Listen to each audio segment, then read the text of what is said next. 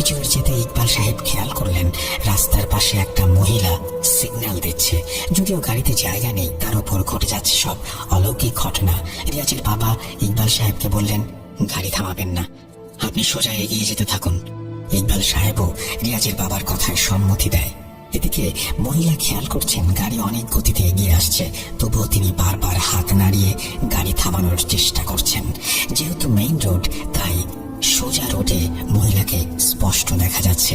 ইকবাল সাহেব এবার গাড়ি পুরো হাই স্পিডে চালাতে শুরু করেন। এদিকে মহিলা যখন বুঝতে পারে গাড়ি থামবে না, ধীরে ধীরে রাস্তার উপরে চলে আসে এবং সিগন্যাল দিয়ে যায়। রিয়াজের বাবা বলে, গাড়ি কোনোভাবেই থামানো যাবে না ইকবাল, তুমি চালাতে থাকো। ইকবাল সাহেব নিজেই এসব ঘটনায় অভ্যস্ত। যেহেতু তিনি গাড়ি চালান, রাস্তার ব্যাপারে তিনি ভালোই জ্ঞান রাখেন, কিন্তু দিনে দুপুরে কখনো এমন ঘটনার শিকার হননি তিনি। এই অভিজ্ঞতা তার কাছেও নতুন। এদিকে গাড়ি ধীরে ধীরে মহিলার দিকে এগিয়ে আসে। তখনই সবাইকে অবাক করে দিয়ে মহিলা রাস্তার মাঝে চলে আসে এবং দুই হাত লম্বা করে দাঁড়ায়। ইকবাল সাহেব কিছু না ভেবে মহিলার গায়ের ওপর দিয়ে গাড়ি তুলে দেয়। তৎক্ষণাৎ গাড়িটা একটা ঝাঁকি খেয়ে বেরিয়ে যায়। ইকবাল সাহেব সাথে সাথে ব্রেক করেন এবং রিয়াজের বাবাকে বলেন, আমরা উত্তেজিত হয়ে একটা মানুষকে মেরে ফেলেছি, সব দোষ আপনার, আপনি আমাকে দিয়ে খুন করালেন। মহিলা এখনো বেঁচে আছে কিনা আল্লাহ জানে। কথাটা বলে ইকবাল সাহেব গাড়ি থেকে নামেন এবং দেখেন রাস্তায় কোনো মানুষ নেই। রিয়াজের বাবাও ইকবাল সাহেবের সাথে গিয়েছিলেন। তিনি ইকবাল সাহেবের উপর রেগে গিয়ে বলেন, আপনাকে বলেছি সব কিছুই না, যদি সে মানুষ হতো তবে রাস্তার মাঝখানে ওভাবে দাঁড়াতো না, এইটুকু বোঝেন না আপনি? ইকবাল সাহেব এবার মাত্রাতিরিক্ত ভয় পান। উনি তড়িঘড়ি করে গাড়িতে ওঠেন। গাড়িতে উঠলে ইকবাল সাহেব আবারও গাড়ি চালাতে শুরু করেন কিছুক্ষণের মধ্যেই। কিন্তু এইবার কুয়াশার চাপ অনেক বেড়ে গেছে। কুয়াশা এমন ভাবে রাস্তা ঝাপসা করে ফেলেছে, 10 হাত সামনে কিছু দেখা যায় না। ইকবাল সাহেব তবুও মনে সাহস রেখে গাড়ি চালাতে থাকেন। কিছু দূর এইভাবে যেতেই হঠাৎ ইকবাল সাহেবের সিএনজি তিনি ব্রেক করেন। আচমকা ব্রেক করায় রিয়াজ সহ রিয়াজের মা বাবা সিএনজির মাঝে যে জাল থাকে সেটির সাথে ধাক্কা খায়। রিয়াজের বাবা জিজ্ঞেস করেন, কি হলো ইকবাল, ব্রেক করলে কেন? ইকবাল সাহেব সবাইকে সামনে তাকাতে বলেন। তারা দেখেন বড় একটি গাছ ভেঙে রাস্তার উপরে পড়েছে। যদি ইকবাল সাহেব ব্রেক না করতেন তবে গাছের গুড়ির সঙ্গে ধাক্কা খেয়ে সিএনজিটি তছনছ হয়ে যেত। এত মোটা গাছ সরানোর শক্তিও তাদের নেই, মাত্র 2 জন লোক। কখনো পারবেন না তারা এই গাছ সরাতে। সবচেয়ে বড় কথা, শীতে সবার হাত পা বরফ হয়ে গেছে, শক্তি খাটিয়ে কাজ করার কোনো উপায় নেই। ইকবাল সাহেব রিয়াজের বাবাকে প্রশ্ন করলেন, এখন কি করবেন? যাওয়ার সব পথ বন্ধ। ইকবালের কথা শুনে রিয়াজের বাবা কিছুক্ষণ চুপ থেকে বললেন, আপনার গাড়িতে কোনো বাটন আছে? তখনই ইকবাল সাহেব গাড়ি থেকে নামেন এবং সিএনজির পেছন থেকে একটা লোহা বের করেন। এরপর বলেন, ভাগ্যিস আমি লোহাটা ঘরে রাখিনি, আশরাফ ভাই নিয়েছিল, সন্ধ্যায় বাজার থেকে আমাকে ফেরত দিয়েছে, আমি আবার পেছনে রেখেও দিয়েছি, ঘরে রাখতে ভুলে গিয়েছিলাম, নয়তো এই সময় একটা বিশাল বিপদে পড়ে যেতাম আমরা। চলুন গাছ সরানো যাক। কথা বলে ইকবাল সাহেব লোহা নিয়ে এগিয়ে যান। রিয়াজের মা রিয়াজকে জড়িয়ে ধরে দোয়া কালাম পড়তে থাকেন। ইকবাল এবং রিয়াজের বাবা লোহা দিয়ে কোন রকমে গাছের একটা পাশ সরানোর চেষ্টা করেন, যাতে কোনোভাবে গাড়িটাকে সেখান থেকে সরিয়ে নিয়ে যায়। কয়েক মিনিট এভাবে চেষ্টা করার পর সবাই শুনতে পায় গাড়ির পেছন থেকে একটা গর্জন ভেসে আসছে। সাথে সাথে রিয়াজ এবং বাকিরা ভয়ে আঁতকে ওঠে। ইকবাল এবং রিয়াজের বাবা গাড়ির সামনে থাকলেও গাড়ির ভেতরে রিয়াজ এবং রিয়াজের মা। আওয়াজটা ঠিক পেছন দিক থেকে আসছে। রিয়াজের বাবা তখনই জোরে জোরে সূরা পড়তে শুরু করেন। ফলে গাড়ির ভেতরে রিয়াজ এবং তার মা খেয়াল না করলেও ইকবাল এবং রিয়াজের বাবা দেখেন গাড়ির পেছন থেকে একটা বিশাল দেহের মানব আকৃতির কুকুর একটা ঝোপে ঢুকে গেল। অর্থাৎ কুকুরের মাথা ছিল মানুষের মতো, বাকি শরীরটা আবার কুকুরের মতো। স্পষ্ট দেখলেন ইকবাল সাহেব এবং রিয়াজের বাবা। রিয়াজের বাবা এটা দেখে ভয়ে আরো জোরে জোরে দোয়া পড়তে শুরু করেন। এদিকে ইকবাল সাহেব একা একা গাছটিকে সাইড করার চেষ্টা চালাচ্ছেন। তিনি আরো খেয়াল করেন রাস্তার পাশের ঝোপঝাড়ে কারো ধস্তাধস্তির শব্দ, যেন ঝোপের ভেতর কেউ মারামারি করে যাচ্ছে। একটার পর একটা ভয়ানক ঘটনা ঘটেই চলেছে। রিয়াজের বাবার মুখ থেকে আল্লাহর বাণী থামছেই না। তিনি যত সূরা পারেন একে একে পড়তে শুরু করেন। এইভাবে আরো কয়েক মিনিট যাবার পর ইকবাল সাহেব বললেন, যেটুকু খালি হয়েছে তাতে গাড়িটা চলে যাবে, আসুন। এই বলেই ইকবাল সাহেব গাড়ির দিকে এগিয়ে যান। পেছন পেছন রিয়াজের বাবাও আসেন এবং ঝামেলা ছাড়া এবার গাড়ি স্টার্ট দিয়ে তারা রওনা করেন কবিরাজের ঠিকানায়। অবশেষে প্রায় 1.5 ঘন্টা পর তারা কবিরাজের বাড়ির সামনে আসেন। রিয়াজের বাবা গাড়ি থেকে নেমেই খেয়াল করেন চাপ দাড়ি সহ একজন মুরব্বী দাঁড়িয়ে আছেন, যেন তিনি রিয়াজের জন্যই অপেক্ষা করছেন। রিয়াজের বাবা কিছু বলার আগে উনি বললেন, গাড়ির পেছন থেকে দৌড়ে পালিয়ে যাওয়া মানব কুকুরটি বদজিন ছিল। সাথে সাথে আমি আমার জিনদের পাঠিয়ে তাদের আটকিয়েছি। ঝোপের মাঝে যে ধস্তাধস্তি শুনেছেন সেটি আমার জিন আর সেই বদ জিনের ধস্তাধস্তি। পরবর্তীতে বদ জিন আর আপনাদের বাধা দিতে পারেনি, কারণ আমার জিনরা তাকে ধরে রেখেছিল। আপনিও অনেক সূরা পড়েছেন, তাই জিনগুলো কিছুটা দুর্বল হয়ে পড়েছিল, নয়তো রাস্তাতেই আজ আপনাদের মেরে ফেলতো তারা। মুরব্বীর কথা শুনে রিয়াজের বাবা অবাক হয়ে তাকিয়ে থাকেন। উনি সবকিছু জানেন কিভাবে? এতদিন পর একজন ভালো কবিরাজ পেয়েছেন দেখে রিয়াজের বাবা কবিরাজের কাছে আকুতি মিনতি করতে থাকেন। আল্লাহ আপনাকে ওসিলা করে হয়তো পাঠিয়েছেন। আমি জানি আল্লাহর বাণী ব্যতীত কারো সাধ্য নেই অলৌকিক এই শক্তিকে আটকানোর। হয়তো অনেকের কৌশল জানা আছে, আবার অনেকের নেই। আপনি দয়া করে আমার ছেলেটিকে সুস্থ করে দিন, অনেক কষ্ট পাচ্ছে আমার ছেলেটা। হুজুর মুচকি হেসে বলেন, ইনশাআল্লাহ আমি অবশ্যই চেষ্টা করব, কিন্তু আপনাদের কারো মধ্যে আমি সেই বদ জিনকে হাজির করব। তুলারা শিকার। হুজুরের কথায় রিয়াজের বাবা কিছুক্ষণ চুপ থেকে বললেন, রিয়াজের তুলারাশি। হুজুর আবার মুচকি এসে বললেন, চিন্তার কিছু নেই, ওর কিছু হবে না। আমি শুধু ওর দেহে জিন হাজির করব। জিনের সমস্যা কি তা জানতে চাইব। আপনারা আসুন, বাড়ির সামনে দাঁড়িয়ে থাকবেন নাকি? এরপর কবিরাজের সাথে সবাই বাসায় প্রবেশ করলেন। হুজুরের বাসার ভেতরটা একটু অদ্ভুত। যে রুমে তিনি কাজ করেন সেই রুমটার চারপাশে লাল কাপড় দিয়ে পর্দা টাঙানো। মেঝেতে একটা গোল বৃত্তের মধ্যে কিছু একটা আছে, যেখানে আরবি কিছু অক্ষর লেখা। হুজুর বলেন, রিয়াজকে এই বৃত্তের মাঝে বসান। এই বৃত্তের বাইরে বদজিন আসতে পারবে না। হুজুরের কথা মতো রিয়াজকে গোল বৃত্তের মাঝে বসানো হয়। তখনই হুজুর আবার বলেন, আপনারা সবাই একটু দূরে দাঁড়ান, যত কিছুই হয়ে যাক ভুলেও বৃত্তের মাঝে প্রবেশ করবেন না। হুজুরের কথা অনুযায়ী ইকবাল সাহেব এবং রিয়াজের মা বৃত্ত থেকে 7-8 হাত দূরে গিয়ে দাঁড়িয়ে থাকেন। এরপর হুজুর 4টা মোমবাতি হাতে নেন, তারপর সারিবদ্ধভাবে মোমবাতিগুলো জ্বালিয়ে দেন। তারপর হুজুর রিয়াজের বাবাকে বললেন, আপনারা পেছনে বাতির সুইচ আছে ওটা বন্ধ করে দিন। হুজুরের কথায় রিয়াজের বাবা লাইট অফ করে দেয়। পুরো 4টি মোমবাতি ছাড়া ঘরে আর কোনো আলো নেই। এরপর হুজুর মনে মনে কি যেন দোয়া পড়লেন এবং কিছুক্ষণ পর চোখ বন্ধ করে বিড়বিড় করে কিছু উচ্চারণ করলেন। বৃত্তের মাঝে তখনও রিয়াজ শীতে কাঁপছে, ভয় পাচ্ছে সে। হুজুর 3-4 মিনিট কিছু মন্ত্র পড়ার পর আচমকা রিয়াজ বৃত্তের মাঝে শুয়ে পড়ে। হুজুর সাথে সাথে চোখ খোলেন। রিয়াজের মা, বাবা এবং ইকবাল শুধু দেখে যাচ্ছিলেন। হুজুর তখনই আওয়াজ করে বলেন, কিরে, শুয়ে শুয়ে ঘুমাচ্ছিস নাকি? ওঠ। হুজুরের কথা শেষ হতেই রিয়াজ শোয়া অবস্থায় হাসতে শুরু করে। হাসিটা স্বাভাবিক নয়। 2 সেকেন্ড হাসছে, 3 সেকেন্ড চুপ, আবার 2 সেকেন্ড হাসছে, পরপর 3 সেকেন্ড চুপ। হুজুর এবার ধমক দিয়ে বলেন, কিরে, উঠবি না নাকি আটা ছুঁড়ে মারবো? গা জ্বালিয়ে দেবো এখন। কথাটা শুনে আচমকা রিয়াজ শোয়া থেকে লাফ মেরে ওঠে। হুজুরকে মারার জন্য এগিয়ে এলে বৃত্তের দাগে পা দিয়ে দেয়। দাগে পা দেওয়ার সাথে সাথে রিয়াজ আবার উল্টো দিকে লাফিয়ে পড়ে। এরপর কোনো কিছু না বলে আবার শুয়ে চোখ বন্ধ করে। আবার আগের মতো সে হাসে, আবার চুপ করে। হুজুর এবার ওনার সাথে থাকা একটা পাত্র থেকে আটা ছুঁড়ে রিয়াজের দিকে মারেন।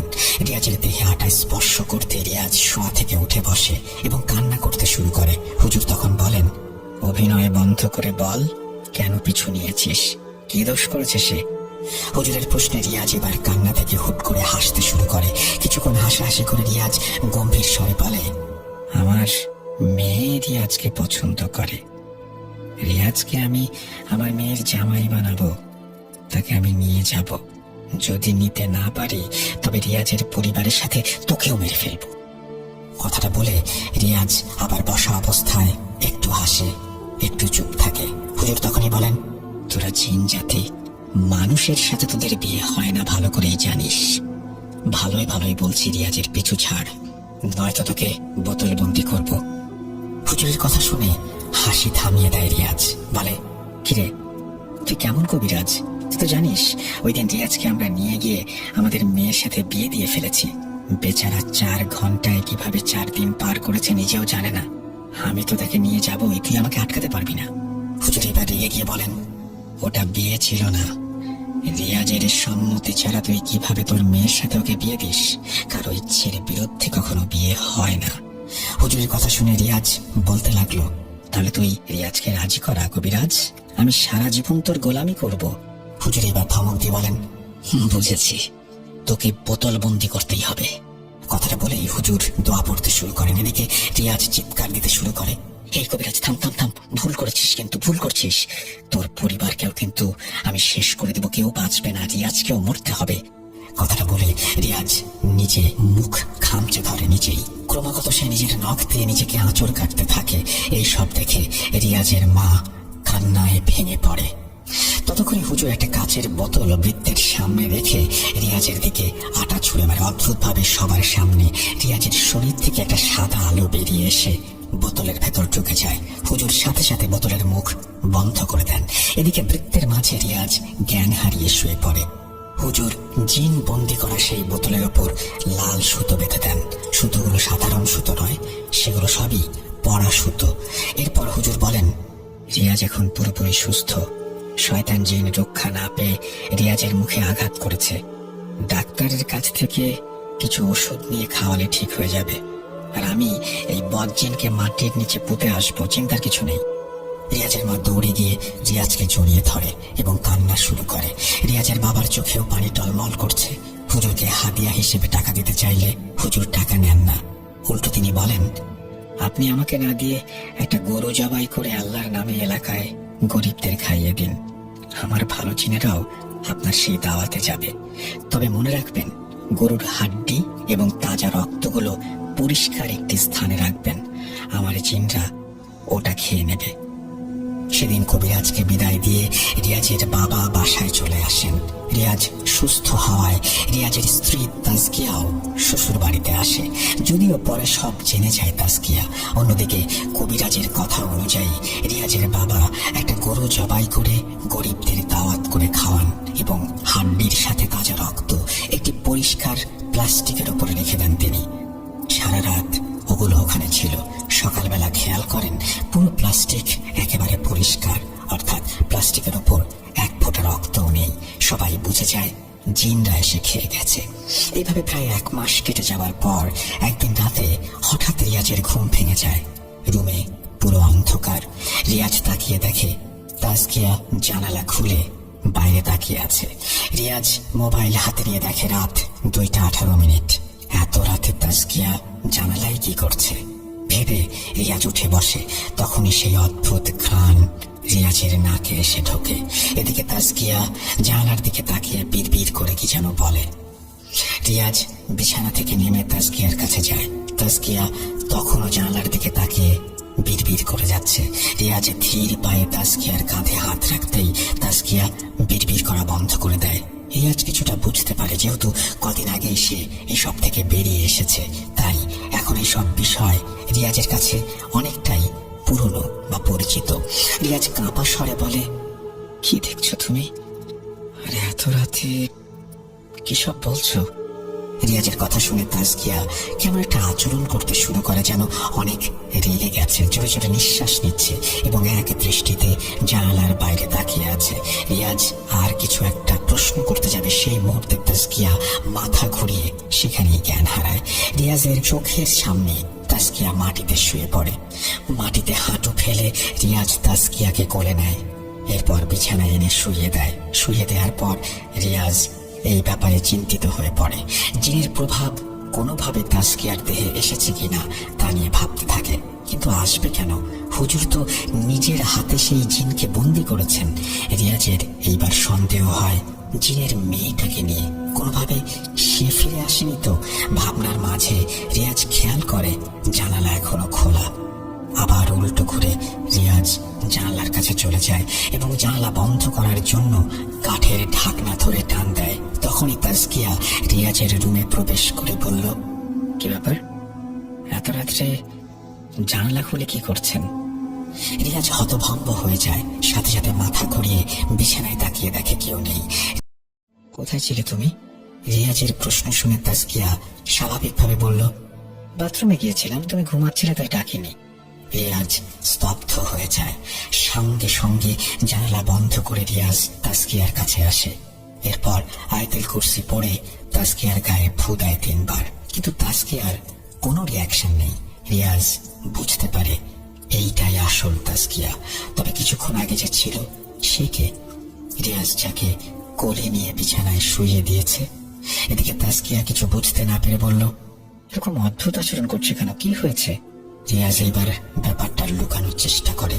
তাসকিয়া ভয় পাবে ভেবে কথা ঘুরিয়ে দেয়, এভাবে গভীর রাতে হুটহাট করে আর বের হও না, আমাকে ডাকবে। যদি খারাপ কিছু নজরে পড়ো কি করবে? কথাটা শুনে তাসকিয়া এবার একটু ভয় পায়। এরপর একটু এগিয়ে এসে তাসকিয়া রিয়াজকে ধরে বলে, আপনি থাকতে আমার কোনো চিন্তা নেই। রিয়াজ কিছুটা শান্ত হয়ে বলল, ঠিক আছে, শুয়ে পড়ো। দুজনে আবার শুয়ে পড়ে। রিয়াজ ওপরের দিকে তাকিয়ে শুয়েছিল। তাসকিয়া ডান পাশ থেকে রিয়াজকে ধরে ঘুমোচ্ছে। তাসকিয়ার পিঠে হাত বুলাতে বুলাতে রিয়াজ তাসকিয়াকে ঘুম পাড়ায়। কিন্তু সেই রাতে আরো অনেক কিছু অপেক্ষা করছিল ওদের জীবনে। রিয়াজের বুকে মাথা রেখে তাসকিয়া প্রায় ঘুমিয়ে যায়। রিয়াজ নিজেও অর্ধ ঘুমে। রিয়াজের চোখেও ঘুমের রেশ, তবে পুরোপুরি ঘুমায়নি সে। চোখ বন্ধ অবস্থায় রিয়াজ উপলব্ধি করতে পারে তাসকিয়ার হাতটা অনেক ঠান্ডা, এতই ঠান্ডা যে রিয়াজের মনে হচ্ছে তার বুকে একটা বরফের হাত কেউ রেখেছে।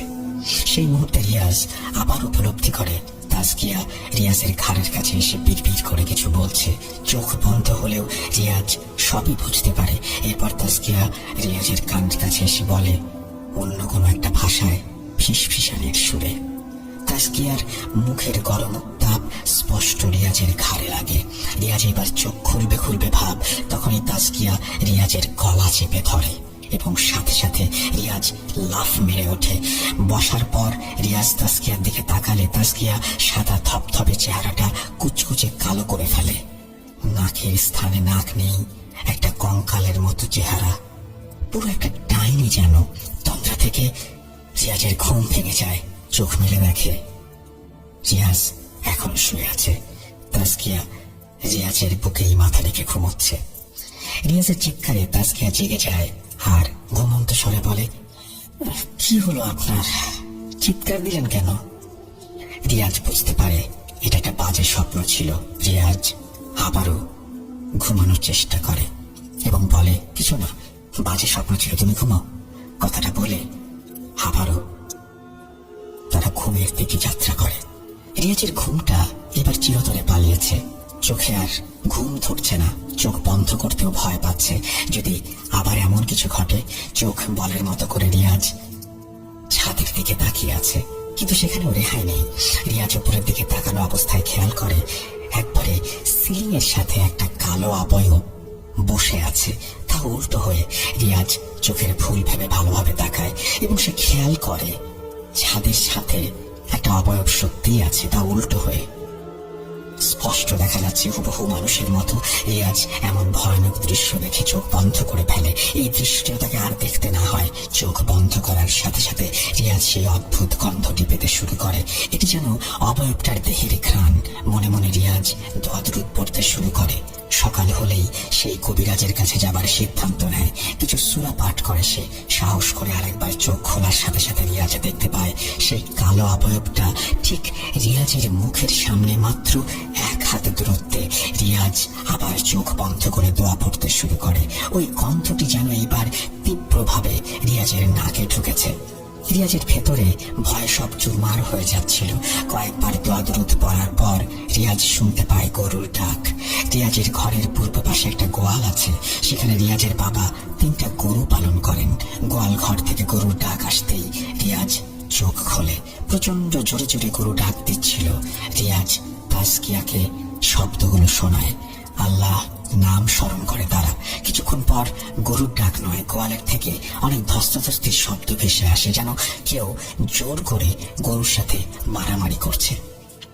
রিয়াজ ভয়ে দোহাই পড়ে যাচ্ছিল। ফজরের আজান শুনতে পায়। আজান শোনার সাথে সাথেই বিছানা থেকে ওঠে। আচমকা রিয়াজের লাফ মেরে ওঠার কারণে তাসকিয়া উঠে বসে। রিয়াজ লাফ দিয়ে বিছানায় উঠে লাইট জ্বালায়। সেই মুহূর্তে রিয়াজের বাবা রিয়াজের রুমে দৌড়ে এসে বলে, সারা রাত আমাকে জ্বালিয়েছে, গোয়াল ঘরে অনেক ধস্তাধস্তি শুনলাম, গরু মনে হয় একটাও বেঁচে নেই। রিয়াজ বুঝে যায় অস্বাভাবিক ঘটনা শুধু রিয়াজের সাথে নয়, রিয়াজের বাবার সাথেও ঘটেছে। রিয়াজ লুঙ্গির বাঁধ শক্ত করে বেঁধে লাইট হাতে নেয়, এরপর দৌড়ে যায় গোয়াল ঘরের দিকে। সেখানে ওরা দেখে যা দেখার জন্য তারা কোনোভাবেই প্রস্তুত ছিল না। রিয়াজের গোয়ালের সবচেয়ে বড় এবং শক্তিশালী গরু যেটা ছিল সে নিচে পড়ে আছে, তবে গরুর দেহটা ছিল, মাথাটা কেউ খেয়ে চলে গেছে।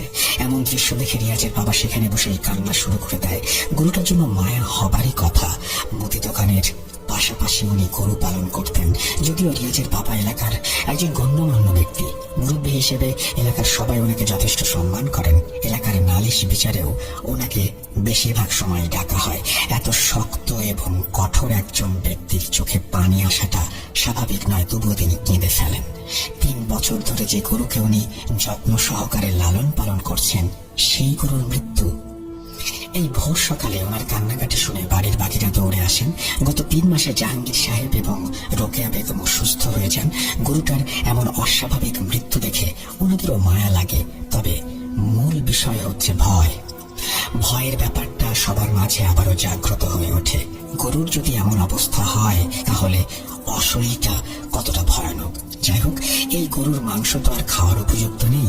গরুটিকে ওইভাবেই বাড়ির পেছনে কবর দিয়ে দেওয়া হয়। মরা বাড়ির মতো সবাই রিয়াজদের বারান্দায় দাঁড়িয়ে আছে, সবার চোখে মুখে আতঙ্ক। নীরবতার মাঝে রিয়াজের বাবা বললেন, আবার সেই কবিরাজের কাছে যেতে হবে। কেন এই জিন আবার ফিরে এলো তা জানতে হবে। রিয়াজের বাবার কথায় রিয়াজ এগিয়ে এসে বলল, আমার কাছে কবিরাজের নাম্বার আছে, কল দিলেই হয়। রিয়াজের বাবা হতাশার চাহনিতে রিয়াজের দিকে তাকিয়ে বলল, দিয়েছি আমি কল, ওনার ফোন বন্ধ। খোঁজ খবর নেওয়ার জন্য গত 2 সপ্তাহ থেকে কল দিচ্ছি, উনি ফোন বন্ধ রেখেছেন। রিয়াজের বাবার এমন উত্তরে রিয়াজ আবার বলে, তাহলে আর কি করার, আমরা ওর বাড়িতে যাই। রিয়াজ কথাটা বলতেই রিয়াজের ঘরের ভেতর থেকে একটা শব্দ ভেসে আসে, যেন ঘরে থাকা টেবিলকেও উপচে ফেলে দিয়েছে। রিয়াজ সহ সবাই বারান্দায় যায়। হঠাৎ ঘরে এমন শব্দ শুনে সবাই দরজার ফাঁক দিয়ে ঘরে তাকায়। আবার দেখে সত্যি সত্যি প্রথম রুমের টেবিল মাটিতে পড়ে আছে। এতে কারো বুঝতে অসুবিধা হয়নি, জিনটা এখানে আবারও উপস্থিত। রিয়াজের বাবা রিয়াজকে চোখের ইশারায় চুপ থাকতে বলেন। রিয়াজও চুপ হয়ে যায়, কিন্তু তারা মনে মনে সিদ্ধান্ত নেয় কবিরাজের বাড়িতে যাবে। রিয়াজের ছোট ভাইয়ের সাথে অবধি কিছু ঘটেনি, এই ব্যাপারটা অদ্ভুত লাগে সবার কাছে। আবার জিন তো রিয়াজের পিছু নিয়েছে, তবে রিয়াজের বাবাকে কেন গত রাত্রে সে টর্চার করলো তাও একটি রহস্য। সবার ধারণা রিয়াজের বাবার উপরে আক্রোশ থেকেই জিনটা রিয়াজের বাবাকেও আক্রমণ করে যাচ্ছে। এদিকে একই বাড়ির রুজিনা বেগম কয়েকটা রুটি এবং 1 বাটি ডাল হাতে নিয়ে এসে বলল, আপনাদের এখন খারাপ দিন যাচ্ছে, কিছু তো রান্না করেননি, এগুলো খেয়ে নিন, এরপর যা করার করবেন। রুজিনা বেগম কথাটা বলে রুটি এবং ডালের বাটি এগিয়ে দেন। তাসকিয়া এগিয়ে এসে ডালের বাটি হাতে নেয়। এরপর সেই বাটি নিয়ে ঘরে প্রবেশ করতেই একটা বিকট শব্দ আসে।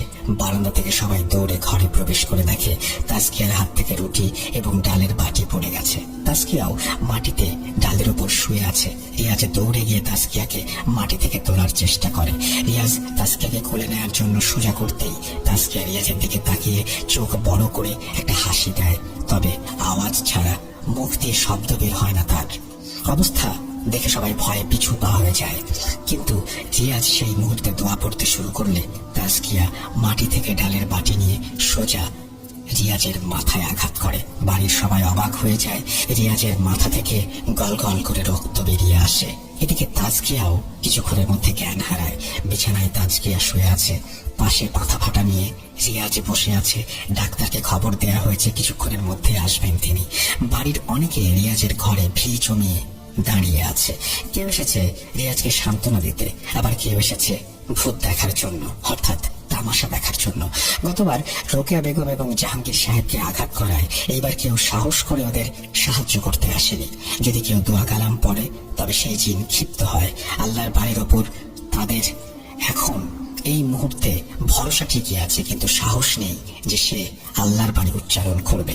এইবার হঠাৎ সেখানে এসে উপস্থিত হন সেই ইমাম সাহেব যিনি প্রথমবার সাহায্য করেছিলেন এবং আক্রমণের শিকার হয়েছিলেন। ইমাম সাহেবকে সবাই সালাম দেয়। ইমাম সাহেব উত্তর নিয়ে বলেন, আমি সব শুনেছি। আমার কি অবস্থা হয়েছিল তা আপনারা দেখেছেন। এই জিন কোনো সাধারণ জিন নয়। মানুষের মাঝে যেমন ধনী গরিব থাকে, জিন জাতির মাঝেও এমন কিছু আছে। আমাদের যে পিছু নিয়েছে সে জিনের সর্দার। সাধারণ জিন হলে তাকে বন্দি করা কোনো ব্যাপার নয়, কিন্তু জিনের সর্দারকে দেখলেই বিভিন্ন কবিরাজরা ভয়ে থেমে যায়, কারণ তাদের কাছে যে জিন আছে, অর্থাৎ যে জিন দিয়ে কবিরাজরা আপনাদের ঠিক করবে, সেই জিনগুলোর সর্দার আপনাদের পিছু নিয়েছে। নিজেদের রাজার সাথে কি যুদ্ধ করবে বলুন? ইমাম সাহেবের কথা শুনে রিয়াজের বাবা বলেন, কিন্তু আপনার দেওয়া ঠিকানায় আমরা যে কবিরাজের কাছে গিয়েছিলাম, উনি তো জিন বশ করেছিলেন এবং আমাদের সামনে বোতলে ঢুকিয়েছিলেন। তাহলে প্রশ্ন থেকে যায়, সব জিন যদি জিনের সর্দারকে ভয় পায়, তবে ওই কবিরাজ কিভাবে বন্দি করলো সর্দারকে? আর গত 3 মাস কোনো ঘটনা ঘটেনি, এই 3 মাস পর আবার কেন শুরু হলো হঠাৎ করে? রিয়াজের বাবার কথা ইমাম সাহেব মুচকি হাসেন। এরপর বলেন, আপনারা গত 3 মাস আগে যে কবিরাজের কাছে গিয়েছিলেন তাকে এখন পাচ্ছেন না? গত 2 সপ্তাহ ধরে ওনাকে কল দিচ্ছি, ফোন বন্ধ। ওনার ফোন আর খুলবে না। ওই কবিরাজের সাথে কি হয়েছে তা তো আপনারা জানেন না। গ্রাম থেকে আমি গতকাল রাতে এসেছি। এরপর আপনাদের অবস্থার কথা শুনে আমার বন্ধু হামজাকে কল দিলাম, অর্থাৎ যে আপনাদের চিকিৎসা করেছে। আমিও তার ফোন বন্ধ পাই। এরপর আমি যা শুনলাম, সারা রাত ঘুম হয়নি। কথাটা বলে হুজুর চেয়ারে বসলেন। রিয়াজের কাছে 1 গ্লাস পানি চাইলেন। রিয়াজ পানি এনে দিলে তিনি সেটা পান করলেন। এদিকে তাসকিয়ার জ্ঞান ফিরেছে। রিয়াজ গিয়ে তাসকিয়ার মাথায় হাত বুলিয়ে দেয়। ইমাম সাহেব এরপর যা জেনেছেন সব বলেন। বলছেন, ইমাম সাহেব, হামজা আর আমি ছোটবেলা থেকে ক্লাসমেট। একসাথে মাদ্রাসার জীবন শেষ করে উঠে যাই কলেজে। কিন্তু কলেজে যাবার পর আমি হামজাকে আর পাইনি, কারণ সে রয়ে যায় গ্রামে আর আমি যাই ঢাকায়। ঢাকা থেকে যখন মাঝে মাঝে গ্রামে আসতাম, তখন শুনেছি হামজার পরিবার হামজাকে নিয়ে অন্য কোথাও চলে গেছে। কোথায় গেছে আমি জানার চেষ্টা করিনি। আমি কলেজ শেষ করে ইউনিভার্সিটিতে ভর্তি হলাম। অনার্সের 2য় বর্ষের পরীক্ষা। তখন আমি হামজার সাথে দেখা পাই, তাও ঢাকাতেই। প্রায় 4 বছর পর তাকে দেখে আমি অনেক খুশি হই। বাল্যকালের বন্ধু হিসেবে একমাত্র হামজাই আমার সঙ্গী। এত বছর তার দেখা পাইনি কেন জিজ্ঞেস করবেন?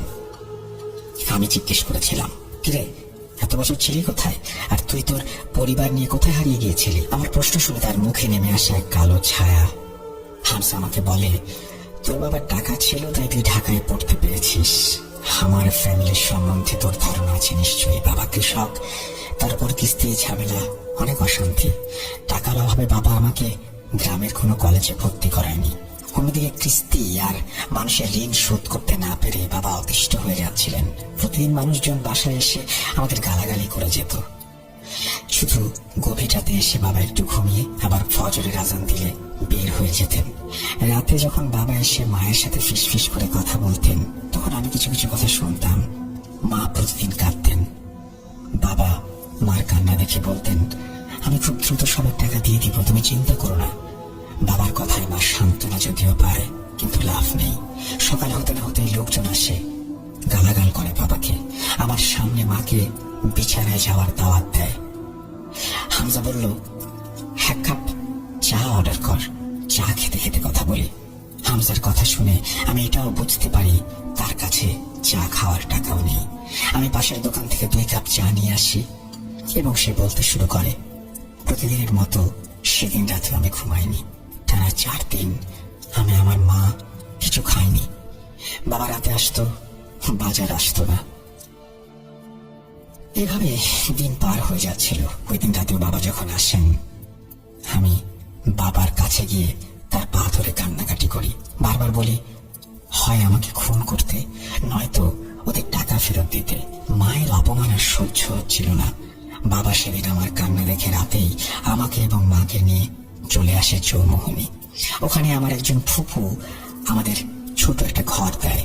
বাবা এলাকা পালিয়ে ওইখানে চলে আসায় গ্রামের ভিটা বাড়িটি কিস্তিওয়ালা এবং পাওনাদাররা ভাগাভাগি করে নিয়ে নেয়। ফুফুর বাড়িতে গিয়ে আব্বু মানুষের কাজ করে এবং বাজার করে দেয়। দিন আনে দিন খাই, এরকম একটা অবস্থা। কিন্তু এইবার ইচ্ছে হয় টাকা উপার্জন করার। গত 4 বছরে বাবা অনেক অসুস্থ হয়ে যায়, এখন আর কাজে যেতে পারে না, আর সংসারও চলতে পারে না। তাই আমি একটা কাজ সম্বন্ধে ভেবেছি। হাতে টাকা নেই, সে কাজে হাত দিতে পারছি না। দুনিয়াতে আমার কে আছে যে আমাকে সাহায্য করবে? অনেক কষ্ট করে তোর ঠিকানা বের করেছি, এরপর একজনের কাছ থেকে গাড়ি ভাড়া ধার নিয়ে এসেছি। তুই আমাকে সাহায্য কর। যদি আমি সফল হই অবশ্যই তোর টাকা দিয়ে দিব, আর যদি সফল না হই আমাকে গালি দিস না। হামজার মুখে কথাগুলো শুনে আমি নিজেই আমার চোখের পানি আটকে রাখতে পারিনি। একটা মানুষের জীবনে কতটা অসহায়ত্ব নেমে আসলে গ্রাম ভিটা বাড়ি ছেড়ে এইভাবে পথে পথে ঘুরে বেড়ায়। আমি বললাম, তুই কোনো চিন্তা করিস না, তোর ব্যবসায় যত টাকা লাগে সব আমি দেব, আর আন্টিকে আমার সালাম জানাবি। আমি কদিন পর তোর ফুপুর বাসায় আসবো আন্টিকে দেখার জন্য। এরপর হামজাকে নিয়ে কিছুক্ষণ আড্ডা দিয়ে আমি বাসে তুলে দিই। যাওয়ার সময় হাতে 50,000 টাকা দিয়ে দিয়েছিলাম যাতে সে ব্যবসা করতে পারে। এভাবে আরো 1 বছর কেটে যায়। উত্তেজনার বশে আমি হামজাকে ঠিকানা জিজ্ঞেস করতে ভুলে গিয়েছিলাম। শুধু জানতাম চৌমুহনী থাকে, কিন্তু এত বড় শহর আমি তাকে খুঁজবো কোথায়? যাই হোক, এই ব্যাপারে আমি তখনো ভাবিনি। সবসময় মন থেকে ওর জন্য দোয়া করতাম। 1 বছর পরে যখন আমার ভার্সিটি শেষ করে আমি গ্রামে ফিরে যাই, তখন আমার সিমে একটা অচেনা নাম্বার থেকে কল আসে। রিসিভ করতেই হামজা বলে, কিরা জাফর? আমি হামজা বলছি, আজকে আমার বাড়িতে আয়, আমি তোকে মেসেজে ঠিকানা দিয়ে দিচ্ছি। এরপর হামজা আর কিছু না বলে আমাকে ওর ঠিকানা দেয়। আমি রীতিমতো অবাক হয়ে যাই, আমাকে সে খুঁজে পেল কিভাবে, আর আমার ঠিকানাই বা জানলো কি করে? আমি সেদিন বিকেলেই চৌমুহনী রওনা করি। ওই ঠিকানায় গিয়ে যখন নামলাম, দেখলাম চেহারা অনেক উজ্জ্বল ওর। আমি ওর বাড়িতে যেতেই আগেও আমাকে জড়িয়ে ধরলো। ওর উন্নতি দেখে আমি অবাক হয়ে যাই। মানুষের উপকার করার উদ্দেশ্য ছিল তার। সে এখন নাম করা কবিরাজ। আমি শিক্ষিত একটা ছেলে, ভেবেছি চাকরি করব শহরে, কিন্তু হামজা আমাকে এই দুনিয়া